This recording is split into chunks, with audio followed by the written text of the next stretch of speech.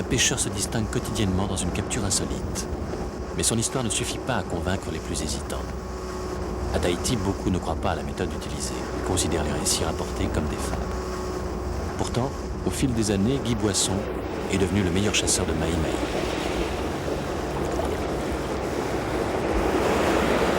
Il ramène une dizaine de poissons par jour, mais ne pense qu'à battre son record de 42 captures en une pêche.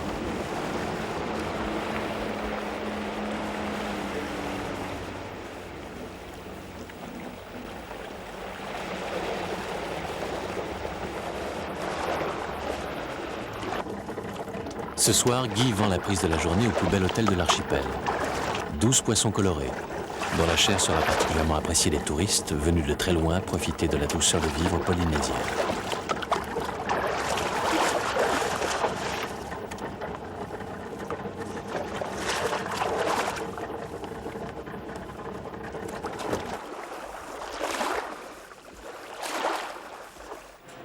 Le mahi-mahi, ou dorade coryphène, peut mesurer parfois 1,50 m pour un poids de 15 kg. Il atteint sa taille adulte en 2 ans. Sa reproduction est rapide. Le mâle vit entouré de plusieurs femelles qui pondent tous les 3 jours.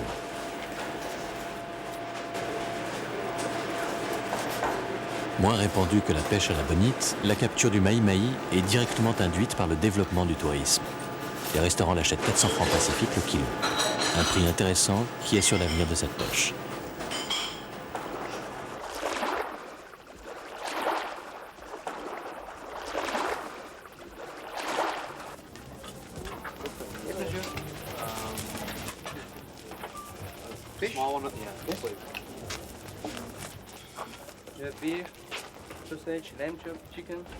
Le mahi-mahi, il tourne vraiment assez vite, tu vois.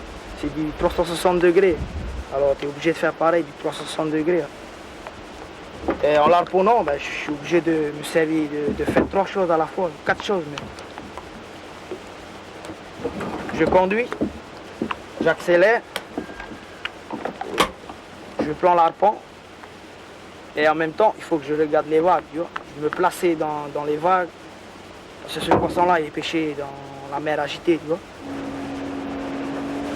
Alors, 4 choses à la fois. Tout le monde peut le faire. Mais moi, ma spécialité, c'est la rapidité, tu vois. De prendre le poisson le plus vite possible. Avant de scruter l'océan, Guy doit tout d'abord observer le ciel. Peut-être inspiré des dieux, les oiseaux lui montrent le chemin. De leur battement d'ailes, ils lui indiquent précisément l'endroit du banc de poissons. Le mahi-mahi est un poisson surfeur. C'est en eau profonde et agitée qu'il aime glisser sur les vagues.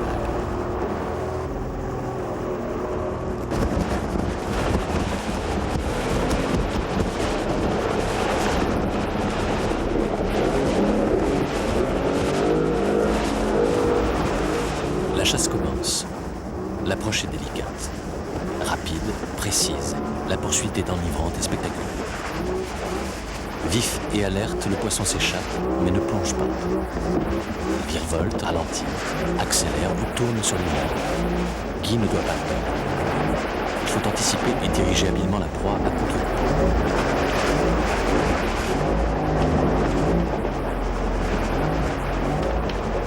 Mais le mahi-mahi est agile.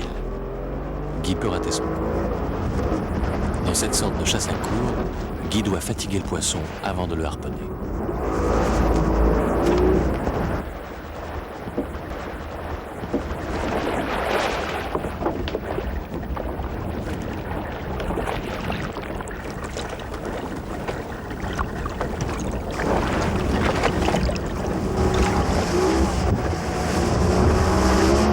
Si aujourd'hui Guy est aussi efficace sur l'eau, c'est en partie grâce à son bateau. Un petit rebord puissant et très maniable. Pour capturer le poisson, un système de manche à balai et un petit box surélevé permettent de piloter d'une main et de manier le harpon de l'autre.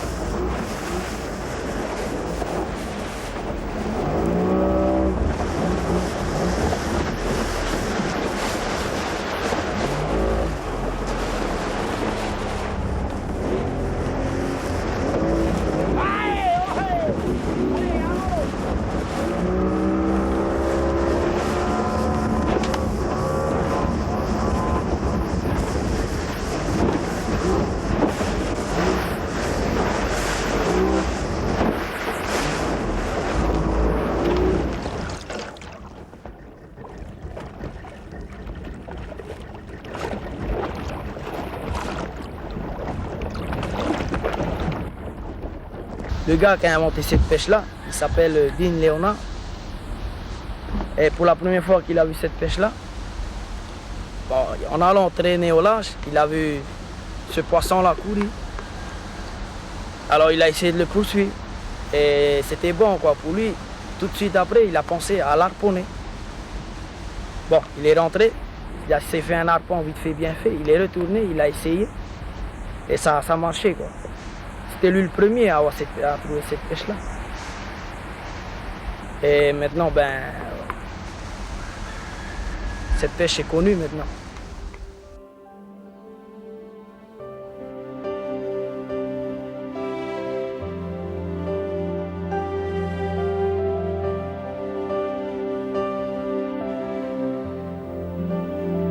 Leonard Dean, dit Pepe Haro, vit à Tahiti dans la commune de Haroe.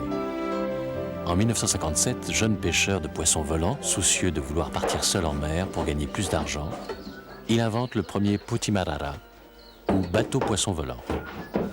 L'évolution a fait le reste. Plus tard, il harponne son premier mahi-mahi. Aujourd'hui, il ne chasse plus, mais continue de fabriquer ses embarcations pour tous les pêcheurs solitaires de Polynésie. Avec ses fils, il réfléchit encore à de nouvelles transformations du bateau. De génération en génération, les Dean se transmettent la passion de la pêche. Pepe Haro travaille à ne jamais laisser l'océan sans la marque de l'homme. Voilà le jour que j'ai inventé le Puti-Marara, quand j'ai fait un bateau tournant avec le manche à balai. Et je vois, quand je vais à la pêche du Marara, eh ben, je vois déjà, c'est-à-dire, c'est mieux qu'à deux en bateau là, pour la pêche. Et à ce moment-là, quand je vais à la pêche, parce qu'à deux personnes sur un bateau, pas manche à balai, hein, avec un derrière sur le moteur, j'attrape 150 paquets Marara par nuit. Mais le jour que j'ai fait mon bateau avec le manche à balai, pour mieux, je pense sur le poisson, eh ben, c'est double. Alors je peux avoir 300 paquets par nuit. Alors à ce moment-là, tous les pêcheurs de Haroe, de Paea et de Pirée sont venus me voir le lendemain. Ils savent que je suis là au large avec moi tout seul. Ils sont venus me voir. Qu'est-ce que c'est ça? Ben, j'ai dit voilà, j'ai inventé le Puti-Marara avec le manche à balai. Ben, ils sont venus commander. Hey, fais un pour moi, fais un pour moi. Ben, j'ai fait pour eux, pour nous. Et ben, après ça, quelques années, ça fait 2-3 ans après, j'ai essayé d'aller pêcher le thon. Et puis, je vois quelqu'un en train de poursuivre le mémé, je ne sais pas si c'est le mémé, ben, avec le fusil. Ils sont en train de fusiller le marteau en speedboat. C'est pas un petit marin, c'est un speedboat avec le volant là. Et ben, j'ai dit, merde alors. Et pourquoi pas moi, je suis un pêcheur harponner les guyèdes là, autant de marins, pourquoi on ne peut pas harponner? Eh ben, j'ai essayé d'harponner le mémé, ben, c'est plus facile. Voilà. Premier jour quand j'étais, j'ai eu 3. Après le lendemain, j'ai eu 16 mémés. Alors j'ai dit, alors là, c'était facile. Là. Alors le type qui poursuit le mémé avec un volant, il est venu me voir et commander un bateau, Marara pour lui. J'ai dit à lui, si tu ne veux pas commander un petit Marara, alors c'est fini pour toi. Ah, il est obligé de faire un petit Marara. C'est pour ça, ça s'appelle ce bateau Puti-Marara jusqu'à présent, parce que c'est fait pour les poissons volants.